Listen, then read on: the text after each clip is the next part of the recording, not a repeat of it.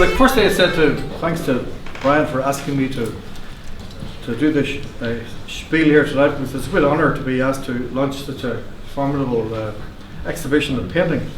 Brian, as you know, is from Armagh. JB is his signature, but his name, we know him otherwise as Brian. I put together a book, interviews with Brian, which took the form of this large tome that's on the table there a few years ago. Again, another amazing thing, because I learned things about Brian that I never could have imagined. And but it's there for the posterity now. Music is what most of this Brian's work is known for, and most of what this exhibition here is about. Most of the canvases that are here, if you like, read a wee bit like, if you've read the list, they read a little bit like lists of tunes or kind of a documentary on music. Half of the paintings here are fairly large scale art, which is quite dramatic. And I'm reminded always that I was taught drawing in primary school by Brian's earliest mentor, who was his father. He was a painter and headmaster of the local school.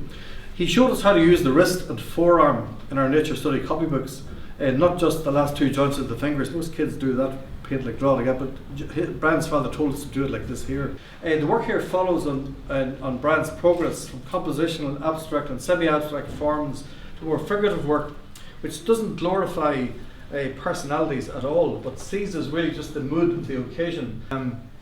The visualization of performance has been seen too in Brian's sports imagery, which he doesn't have any of here. The road bowls, there's one or two road bowlers here as well, or bullet throwers as they call them in Armagh. This is studied intensity. They galvanise themselves, they focus, they compress, they synergise their mental and muscular resources for the spring that delivers the one chance at a perfect throw. The hero, as in JB's or Brian's music, is always a capped masculine icon, the way things were, and as some people would like the balls to still be, but they do change. But Brian's paintings are all empathising with a certain view of music at a certain point in time and with the music itself. So I'm delighted to declare this open, and I hope those words are appropriate. Brian, thanks a lot for his work.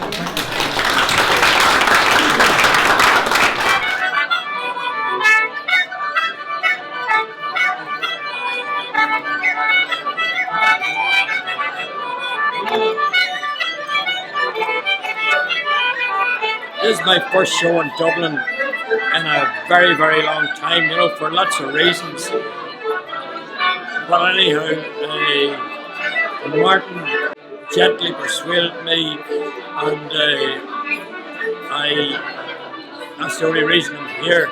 Sort of felt he would like me to exhibit, but I had no notion of exhibiting, But the thing was that sometime this year, I suddenly recovered a lot of lost energy, and really,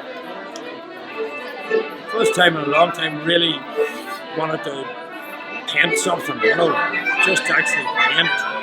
Most of the paintings were done in the hours of darkness from 11 o'clock at night till 6 or 7 in the morning, because I couldn't sleep. I was on a bad shoulder, and I was on painkillers, and I gave up on TV, solitaire, and all these things that only last, and started painting, And the funny thing is that the more I painted, the more I recovered what I thought I'd lost in a way, And had a couple of big canvases lying for years in the studio that I thought I would never tackle again.